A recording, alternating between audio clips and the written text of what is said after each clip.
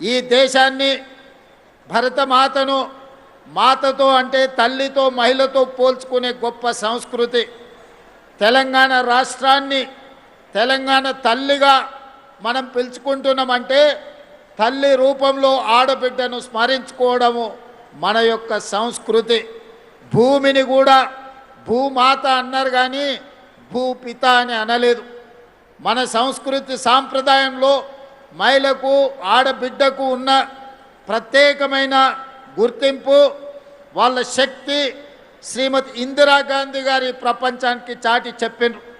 మొట్టమొదటి భారతీయ మహిళా ప్రధానమంత్రిగా ప్రపంచ దేశాల ముందు ఐరన్ లేడీగా నిలబడి యుద్ధంలో పాకిస్తాన్ను ఓడించడమే కాదు, పాకిస్తాన్ని 2 ముక్కలు చేసి బంగ్లాదేశ్ అనే కొత్త దేశాన్ని సృష్టించగలిగిన ఉక్కు మహిళ, గొప్ప నేత శ్రీమతి ఇందిరాగాంధీ గారు.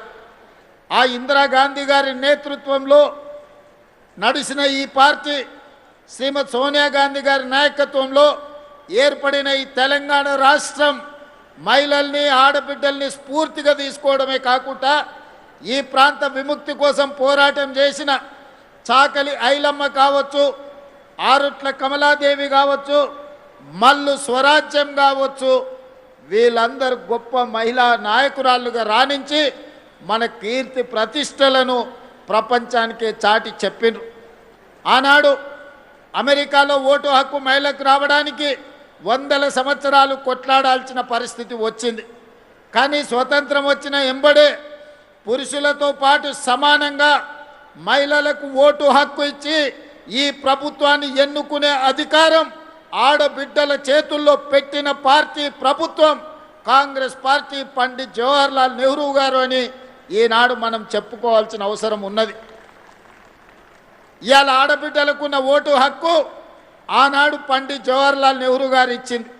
ఇవాళ గొప్పగా అభివృద్ధి చెందిన దేశం అని చెప్పుకున్న అమెరికాలో ఆడబిడ్డలకు ఓటు హక్కు కొన్ని 100 సంవత్సరాలు లేదు. కొట్లాడంగా వాళ్ళకు వచ్చింది. కానీ అడక్క ముందే ఆడబిడ్డకు ఆనాడు పండిత్ జవహర్లాల్ నెహ్రూ గారు ఆడబిడ్డకు ఓటు హక్కు ఇచ్చిండు. ఓటునే ఆయుధంగా మార్చి ఎన్నికలలో పాల్గొని ఈ దేశానికి మొట్టమొదటి మహిళా రాష్ట్రపతిగా ఆనాడు కాంగ్రెస్ పార్టీ నియమించింది. మొట్టమొదటి రాష్ట్ర ముఖ్యమంత్రులుగా, ఈ దేశ ప్రధానమంత్రిగా, హైకోర్టు చీఫ్ జడ్జెస్గా, ప్రతి దగ్గర పార్టీ అధ్యక్షురాలుగా ఈనాడు కాంగ్రెస్ పార్టీ మహిళలకు సముచితమైన స్థానాన్ని ఇచ్చి మహిళల్ని గౌరవించింది. ఈనాడు అధికారంలో ఉన్న పార్టీలు ఏనాడైనా ఒక మహిళను వాళ్ళ పార్టీ అధ్యక్షురాలుగా నియమించుకున్నారా?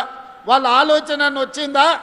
ఈనాడు కేంద్రంలో ఉన్న అధికారంలో ఉన్న పార్టీ దాదాపుగా 40-45 సంవత్సరాల 50 ఏళ్ళు కానికి వస్తుంది. ఆ పార్టీ పెట్టి 45-50 సంవత్సరాలల్లా ఒక్కనాడైన వాళ్ళ పార్టీ అధ్యక్షురాలుగా ఒక ఆడబిడ్డను ఒక మహిళను పెట్టాలని ఆలోచన చేసినరా? లేదా ఈ రాష్ట్రంలో 10 ఏళ్ళ అధికారంలో ఉన్న పార్టీ వాళ్ళ పార్టీ నాయకత్వమే కాదు, మొదటి 5 సంవత్సరాలు మంత్రివర్గంలో ఒక ఆడబిడ్డ కూడా అవకాశం ఇయ్యలేదు. ఈడ మా అక్కలు వేలాది మంది చదువుకున్న వాళ్ళు ఉన్నారు, పరిపాలన చేయగలిగిన శక్తి ఉన్నోళ్ళు ఉన్నారు, ఎవరు ఏం చేస్తున్నారో విశ్లేషణ చేసే సామర్థ్యం ఉన్నోళ్ళు ఉన్నారు. మీరందరూ ఆలోచన చేయండి. కేంద్రంలో అధికారంలో ఉన్న పార్టీ 45-50 ఏళ్ళైనా వాళ్ళ పార్టీ అధ్యక్షురాలుగా కేంద్రంలోనే కాదు రాష్ట్రంలో కూడా ఏ రోజు నియమించుకోలేదు. 10 ఏళ్ళు అధికారంలో ఉన్నోళ్ళు 5 ఏళ్ళు మంత్రి పదవి కూడా ఇయ్యలేదు. కానీ ఇందిరమ్మ స్ఫూర్తితో, సోనియమ్మ ఆశీర్వాదంతో ప్రజాపాలన ఏర్పడితే మొదటి రోజే ఈరోజు కొండా సురేఖమ్మను, ధనసరి సీతక్కను మంత్రులుగా చేసి పరిపాలనలో భాగస్వాములను చేస్తే ఈరోజు వేలాది మంది ఆడబిడ్డలకు ఈరోజు ప్రయోజనం చేకూరిందా లేదా ఆలోచన చేయండి.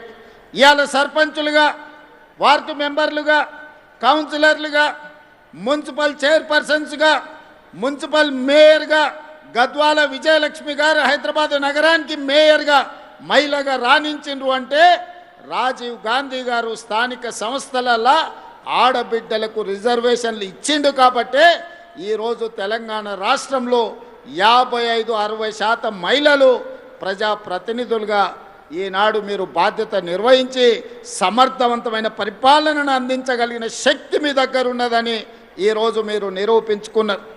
ఇదే కాదు, చట్టసభలలో ఎమ్మెల్యేలుగా ఎంపీలుగా కేంద్ర మంత్రులుగా మీరు రాణించాలని 2013లోనే శ్రీమతి సోనియా గాంధీ గారు చట్టసభలలో మహిళలకు రిజర్వేషన్లు ఉండాలి, 33% ఇవ్వాలి అని 2013లోనే రాజ్యసభలో బిల్లును ఆమోదింపజేసిన నాయకురాలు శ్రీమతి సోనియా గాంధీ గారు రాబోయే రోజుల్లో వచ్చే ఎన్నికల్లో 33% మహిళలు శాసనసభలో, పార్లమెంటులో, రాష్ట్రంలో, కేంద్రంలో ఎమ్మెల్యేలుగా ఎంపీలుగా రాష్ట్ర మంత్రులుగా కేంద్ర మంత్రులుగా రాణించబోతున్నారు.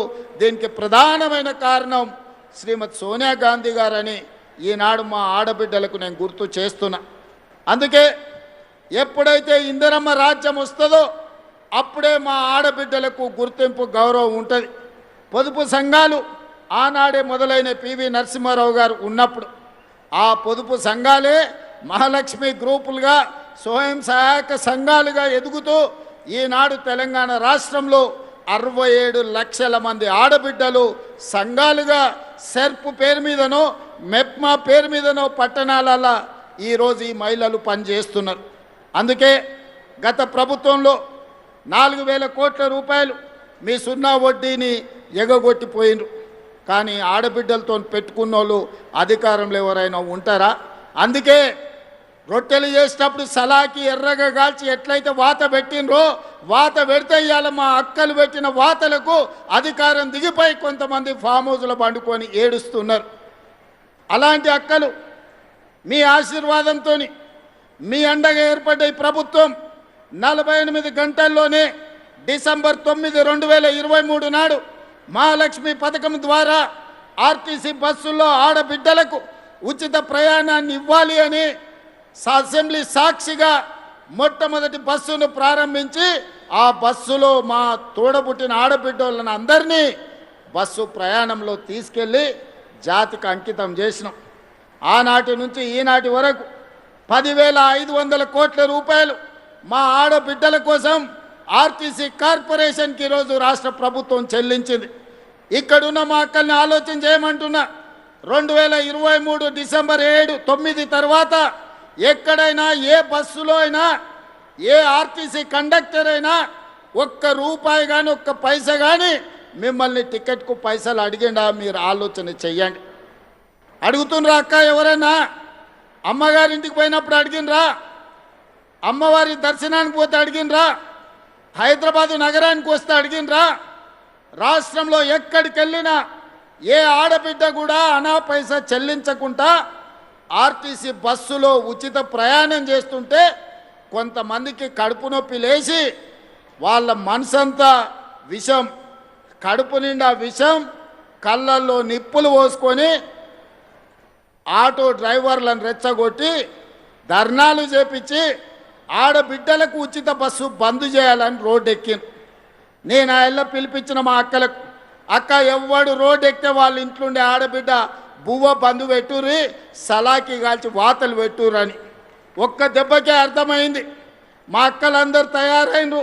ఒక్కరొక్కరిని జుట్టు పట్టుకొని వంగబెట్టి గుద్దే పరిస్థితి వచ్చిందని రెచ్చగొట్టిన రాజకీయ నాయకులు తేలుగుట్టిన దొంగల్లాక మంచం కింద దాచుకుంటున్నారు. ఇవాళ వాళ్ళ బాధ ఏందో నాకు అర్థమవుతలేదు. మా పిల్లలు చదువుకోనికే మంచిగా పోతున్నారు. ఇంతకుముందు పక్కూరికి పోవాలంటే ఆడపిల్లని చదివించుకోవాలంటే బస్సు కిరాయితో పాటు ఎక్కడ పంపాలనో కష్టం ఉండే. ఇవాళ ఆడపిల్లలు గ్రామీణ ప్రాంతాలలో పక్క ఊరికి ఆర్టీసీ బస్సులు వెళ్ళి ఇవాళ చదువుకుంటున్నారు. పాఠశాలల్లో ఆడపిల్లల డ్రాప్ అవుట్స్ తగ్గిపోయినాయి. ఈరోజు విద్యా శాతం పెరిగింది. ఆడపిల్లలు విద్యలో రాణిస్తారు. ఆడపిల్ల ఎప్పుడైతే చదువుకుంటుందో ఆ కుటుంబం బాగుపడుతుంది, ఆ కుటుంబం ఆర్థికంగా నిలబడుతుంది. అందుకే ఆడపిల్లల్ని చదువుకోవడానికి అవసరమైన సంపూర్ణమైన సహాయాన్ని ఈనాడు ఆడపిల్లలకు అందించినాం. ఇదే కాదు, గ్రామీణ ప్రాంతాలలో పాఠశాలలు ఉన్నాయి. గతంలో కాంట్రాక్టర్లకు ఇచ్చేటోళ్ళు చిన్న చిన్న పనులు ఉంటే మెయింటెనెన్స్ ఎవరికో ఇచ్చేది.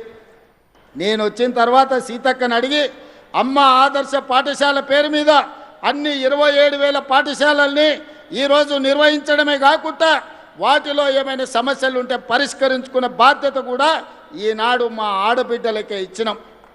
ఇదే కాదు, ఇవాళ పాఠశాలల మధ్యాహ్న భోజనానికి అవసరమైన సరఫరా చేయాల్సిన నిత్యావసర వస్తువులను ఈరోజు ఆడబిడ్డల ద్వారానే సరఫరా చేపించే పరిస్థితి తీసుకొచ్చినాం. ప్రభుత్వ కార్యాలయాలలో ఉండే క్యాంటీన్లు ఒకప్పుడు కాంట్రాక్టర్లకు ఇచ్చేది, కానీ ఈనాడు ఇందిరా మహిళా శక్తి క్యాంటీన్ల పేరు మీద మా ఆడబిడ్డలకు, మా సంఘాలకే ఈరోజు అప్పజెప్పి వాటిని నిర్వహించే విధంగా ఈరోజు ముందుకు తీసుకెళ్తున్నాం.